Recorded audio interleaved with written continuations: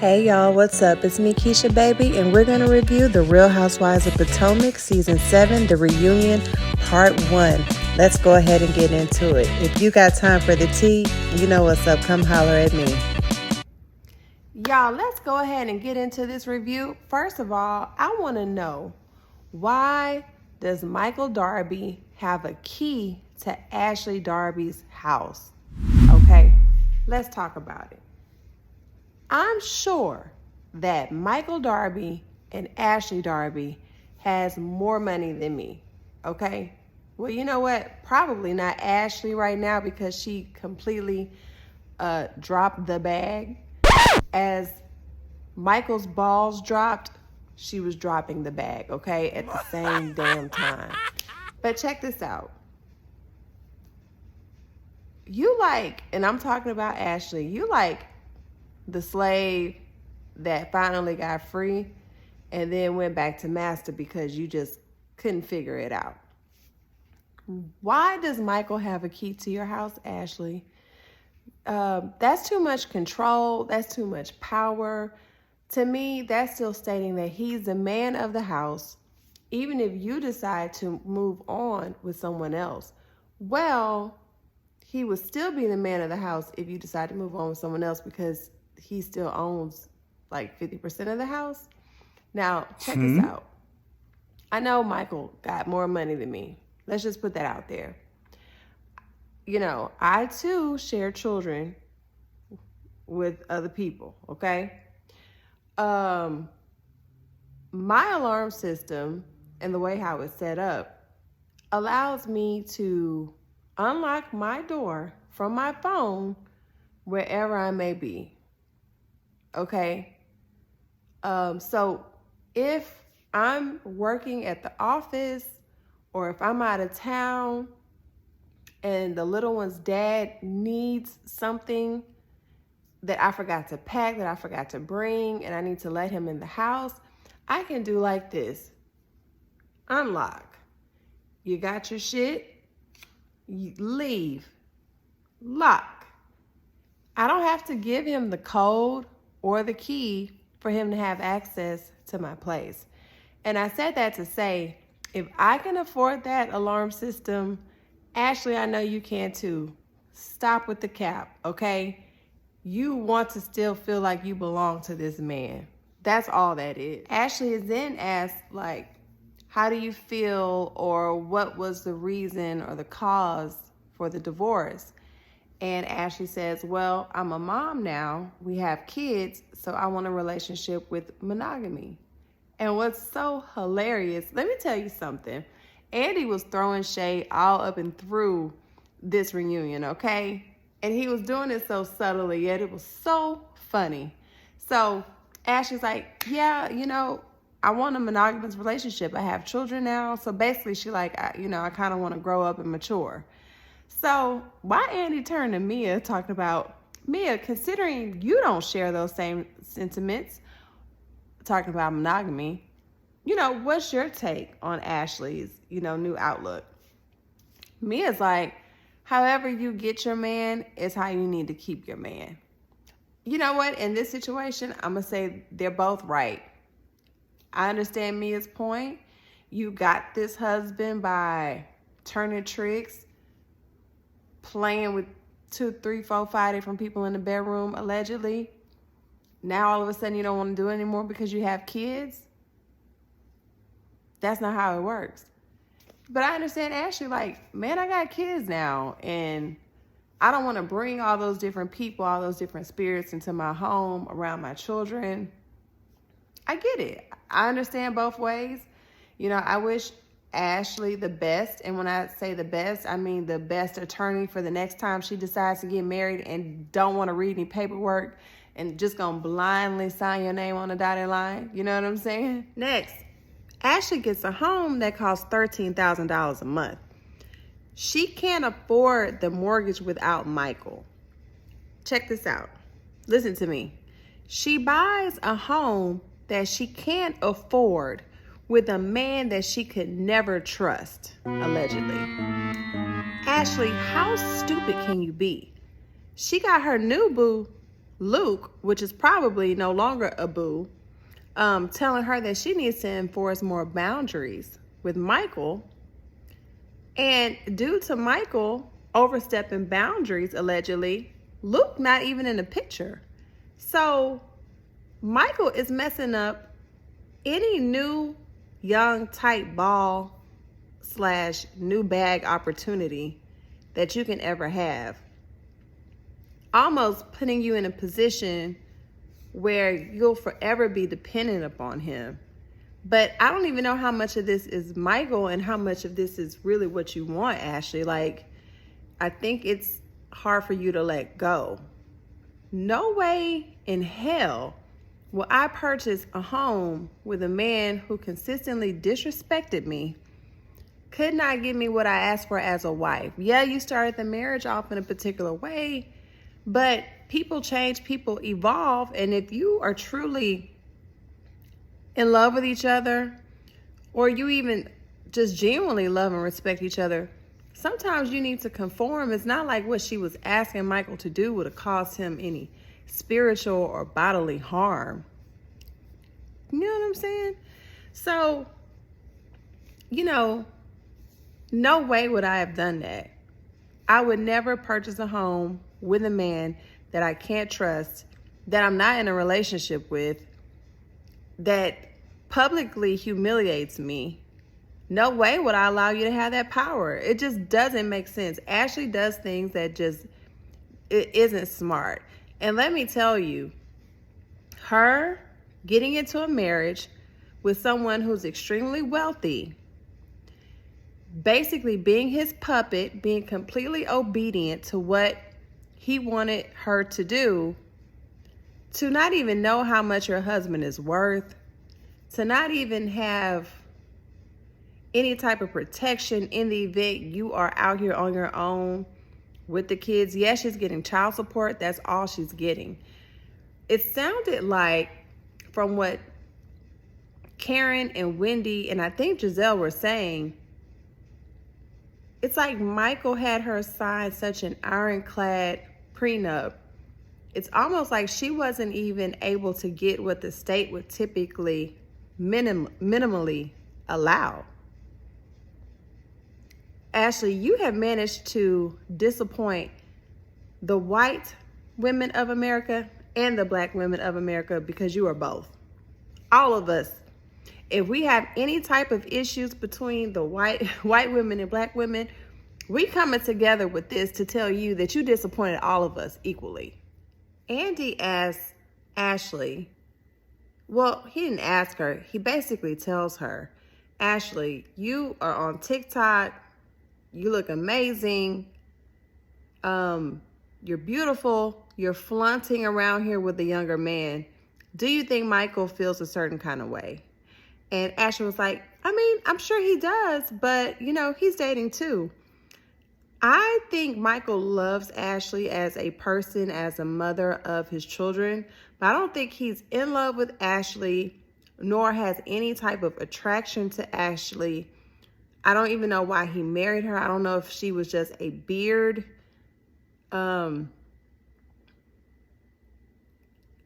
I don't think he cares. I think he is enjoying being a bachelor and being able to openly mess with any man or woman he so chooses to, allegedly. I don't think he gives a crap about what Ashley's doing as long as she leaves him the hell alone. However, I do think he wants to continue to control Ashley, because he may just be a controlling old crypt keeper. So let's go back and get into the prenup. Andy asked Ashley, do you get half of everything? Ashley says no. Michael walks away with 100% of the money he came into the relationship with, and the monies that he invested to make more money. He walks away with 100% of that as well. According to Ashley, she is not allowed to get alimony. And Wendy says, why did you sign that? Ashley, Michael did not marry you when you were 15, 16 years old. you were a grown woman, why did you not have an attorney look at your prenuptial agreement? And I'm making an assumption because you may have had an attorney look at your prenup, but you could just be that dingy to where you knew exactly what you were signing and sign it anyway because you wanted to be a good trooper and show Michael how much you love him. He wasn't a good trooper to show you what a good husband looks like. I don't understand how you have time to run around here and be messy on the show, try to sow discord between husband and wife in multiple occasions, try to sow discord between a mother and her child. How do you have time for all of this, but you didn't handle your paperwork? You didn't secure your bag. And guys, when I say secure the bag, I'm not saying it in a gold digger manner. However, Michael is wealthy. He's not just rich, he is wealthy. And for you to be his wife, the mother of his children, and say what you want to say about Ashley, she's a good mom. For you to basically be left with nothing but child support and a home that you have to share with him because you can't afford it.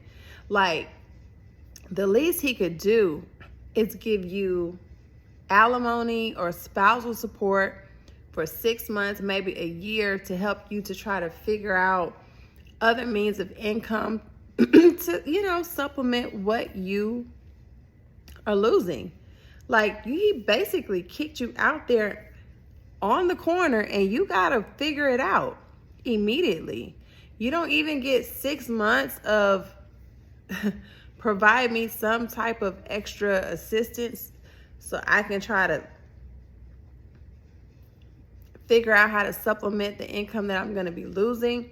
However, Ashley, if you knew what that prenup was like, you were married long enough to get your own bag. You are married long enough to start some business ventures. If you're going to be on reality TV and expose your entire life, make use of it. Be a Candy. There is no reason why these other ladies can't do what Candy does. She uses the show as a grounds to plant more seeds so that she can grow different businesses. She's growing herself. She's acting. She's starting restaurants. She's pushing herself. In the event that she decides to walk away from Bravo, or Bravo decides to walk away from her, she's going to be fine. Ashley, you have like the mind of a 10-year-old almost. You don't have it. You're very beautiful, but you're not smart. Okay? Allegedly.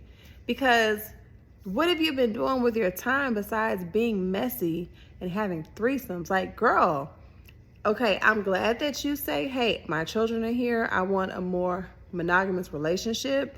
But you having those children should have also put some hustle in you to figure out something else to do.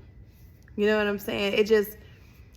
This made me lose respect for Ashley, because if she was about her business financially, okay.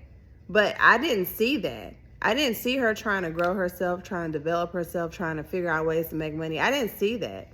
I just saw her as Michael's house ninja. You know what I'm saying? Anyway, Ashley, though, I'm going to go ahead and throw you a bone. Check out my homeboy's YouTube channel, Hustle a Million, with Joshua Minott, JOSHUAMINOTT, Hustle a Million. So he can kind of inspire you to figure out something to do so that you can create generational wealth for your children instead of worrying about the generational wealth that Candace's mama have for her. You know what I'm saying? Do y'all remember when Ashley called Candace the least accomplished woman because Candace was living in a home that her mother co-signed for and helped her and her husband to purchase? Ashley talked about Candace because of her mother's generational wealth. Candace's mother is a psychologist who's very well off and is doing very well. Ashley says that she does feel at some point in time as an adult, you need to be responsible for yourself. This is coming from the woman who don't even want to read a prenup to realize that she's signing like one of the dirtiest, most unfair prenups in the history of the United States, allegedly. Candace had to remind her that if it wasn't for Michael helping you with your home, you would not be able to afford it. You would not be able to afford the home that you're living in if it wasn't for Michael. And so Ashley says, well, I wouldn't be able to afford my home, but I would be able to afford another home. Ashley, if you had any wisdom, you would have picked that other home. It's just you and 2 kids. It's not like you got 7, 50, 11 children, like Beyonce say. If you had wisdom, you would have purchased a home that you can afford so that you don't have to lean and depend on anybody because you've already gotten the okie doke in your marriage. Stop talking about people. As of right now, Ashley, you are the least accomplished and you are probably the dumbest Real Housewife of Potomac member sitting on those couches. Nobody respects you. Like, you can't throw shots at anybody. Everything that you had was from Michael. What did you have before you met Michael? What did you accomplish? Candace has gotten a master's degree, started her own music career. Ashley, what have you done besides TikTok videos? And you can't even dance. I'm tired of watching them. You don't even have any rhythm.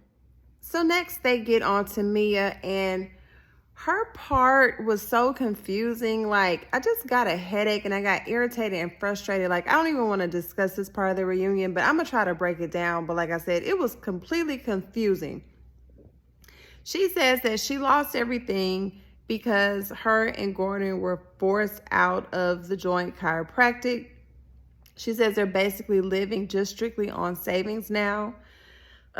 She says that there are 8 board members, 3 managing members, which I thought she said that was her, Gordon, and someone else, but they got voted out. So like 1 vote against 2 and the smaller vote won. Y'all help me out. I was completely confused. Like, then she was saying that it's only 2 people on the account, Gordon and the brother had the authority to close the account without, Gordon being there or knowing about it. Now, I worked in banking before. I know that you could do that with personal accounts. If one person's on the account and there's 3 people on the account, one person can come in and close that account. I don't remember how it was with business accounts. I do not remember. And plus, I'm in a completely different state than what they're in as well. But the ladies on the panel was like, no, that's not true. That's not how it goes. The girls are asking follow-up questions. Mia is getting irritated. Like, let's move on, Andy. Let's move on, Andy. So Giselle asked a question that we all want to know. Giselle ain't done nothing this whole season worthy of anything except for ask this question. They really could have deleted her out of all the episodes, have her come in on a reunion, ask Mia this one question, and walk off. Because other than that, Giselle added nothing to the season. She says, Mia, do you think you all were voted out of the company because of the way how the money was being spent? Aha! Do you think the brother had an issue with you all using the money for trips, all these renovations to rental properties you don't own, surgeries, sex parties, etc.? Okay, allegedly. Because Giselle's like, at the end of the day, it sounds like you all were probably embezzling money. And Mia was like, oh my God, no, money was never an issue. Girl, bye. Why would they take it that far? Why would they take it that far and give y'all the biggest boot in America out of this company if it had nothing to do with money? Baby, Mia be lying. Mia be lying. She says it had nothing to do with money at all. Well, what was it? What was the reason? So Giselle's like, sounds like y'all were embezzling funds. I'm going to have to raise my hand and agree with my Virgo sister. I do believe that that's what it was. I'm not saying that that is a matter of fact. That's what I think, and that's what y'all think too. Another thing that was confusing, Mia talked about her potentially having cancer, which happened just to be like a rash. And so she was like, yeah, I had a lump on my butt, which caused me to have to get a chest x-ray. But if I continue to talk about it, they're going to take my uterus. I'm trying to draw this map. You got a lump on your butt, so you had to get a chest x-ray, and now you may have to have a hysterectomy. I ain't go to medical school. Can somebody in the comments make it make sense? Anyway, let's go ahead and get off Mia. She's just a hot mess over here sitting in all these lies, deception, and confusion, and I ain't got time for it. I don't. I have no time for it. Okay, y'all. Andy then moves on to this made-up imaginary Giselle and Chris fiasco. I watch Carlos King. If you all have any extra time, please go over to his channel, catch him on Instagram, the Carlos King Show or something like that. He said that he heard from a little birdie that the girls made up this storyline against Chris just so that they can have something to talk about.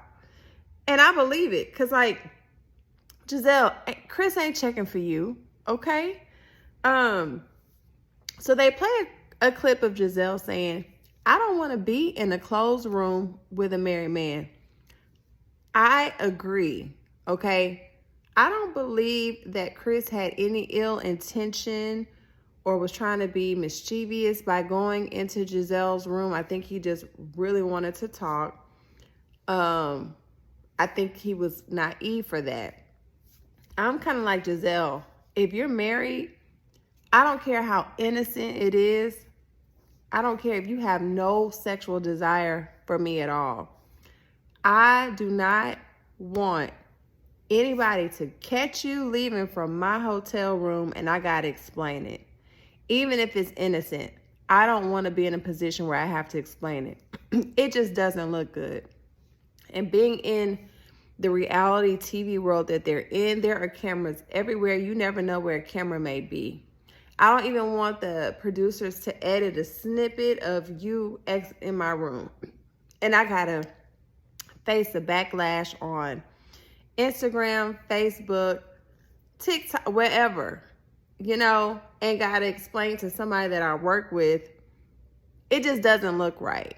So I'm with Giselle on that 100%. I think that was naive of Chris to feel like it was okay and appropriate. Like, I don't know how they do things in their world, but in our community, like, that's a no-no.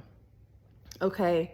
But considering Chris's character has never really been questioned as far as like adultery, if I was Giselle, when he asked, I would have said, you ain't coming in here and have your wife walk by and she think, oh, absolutely not. And that would have been the end of it. We would have laughed it off. I wouldn't have even brought it up. I wouldn't have even thought about it again. I just would have politely, playfully or in a very silly way, shot that down and kept it moving. And really, I wouldn't have even told like my friend, because it just would have been nothing, because I would have just shot it down and we just would have moved on. But when you have nothing going on in your personal life and no extra outside businesses, you have to do whatever you can do to try to keep a check.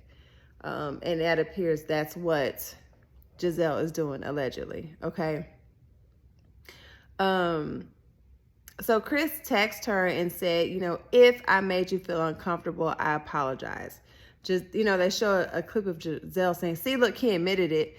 Girl, you are reaching like the bottom of your neck is reaching for the floor. That is a reach. He did not admit anything. He was just saying, if I did something, as that was appropriate, but that was before you and your friends went completely left with all of these allegations, putting 10s on 20s. That was before he knew that you would take it there. It looks like Chris really thought Giselle was like a cool chick, but he'll probably never talk to her ever again. You know, for the simple fact that Giselle could make up something and twist it and spread it, and Ashley and her friends, to me, like, these are people who are just wicked. You're wicked and you're evil to sow discord, to run to mess, to create mess. At you all's ages, y'all are way too old to be doing stuff like that. It's a complete turnoff. And if I was a man, I don't care how beautiful Giselle is, I would never want to entangle seriously with someone like that because I think she would bring shame and embarrassment to me and my name and my businesses and everything that I stand for. And Robin had the audacity, because y'all know she likes to deride Giselle. Here go Robin. Can we all just agree that it's inappropriate for a married man to be in a single woman's hotel room? Can you tell that to Juan? Can you tell that to your husband? You know what? How inappropriate do you think it is? Because if you really felt it was inappropriate, why would you marry Juan? You rewarded Juan for being in a hotel with a woman he met online. Not only was he in a hotel with her, he paid for her room. That wasn't inappropriate, Robin? It couldn't have been, because you rewarded him by marrying him.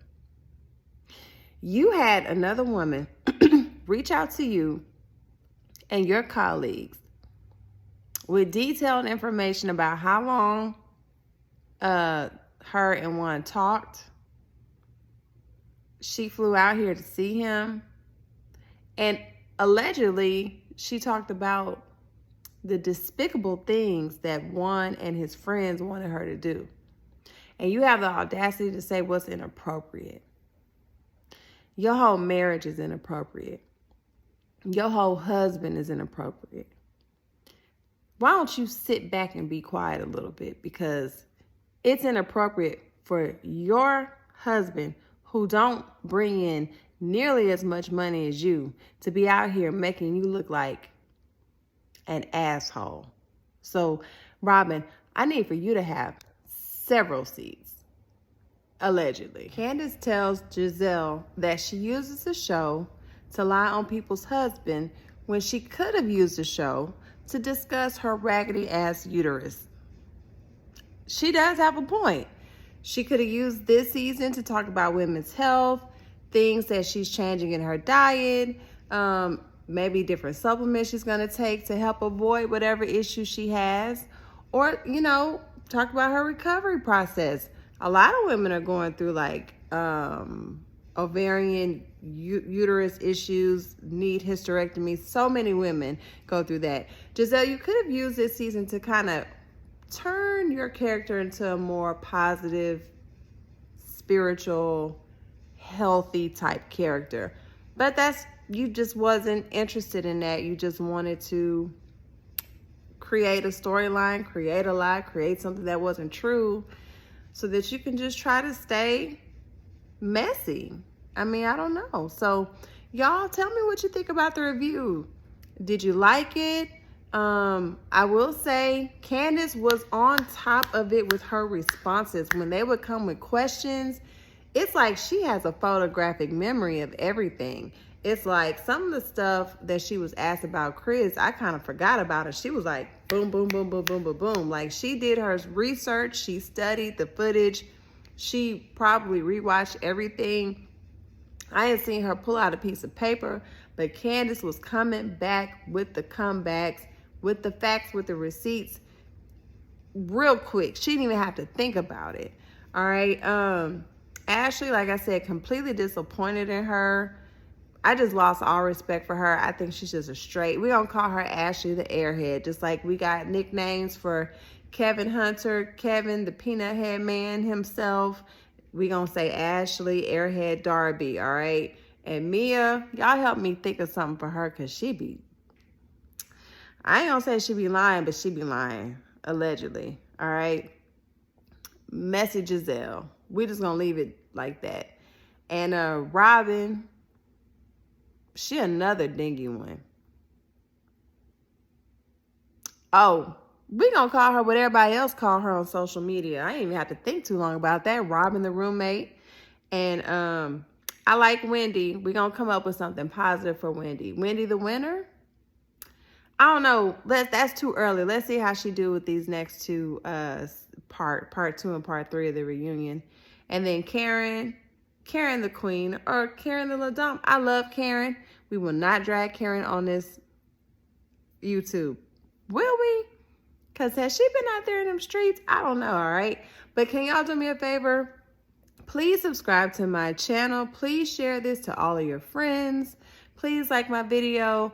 Please leave a comment. I love reading y'all's comments. I do try to respond to everybody's. If I don't respond, it's only because I have a 2-year-old and he probably knocked the phone out of my hand. But I do read each and every one of y'all's comments, all right? So just remember, if you got time for the tea, come holler at me. And I will see y'all hopefully either this Sunday night coming up after the reunion, or Monday, all right? Unless something else pops off, all right? Well, I'll see y'all later. Love you. Take care. Bye.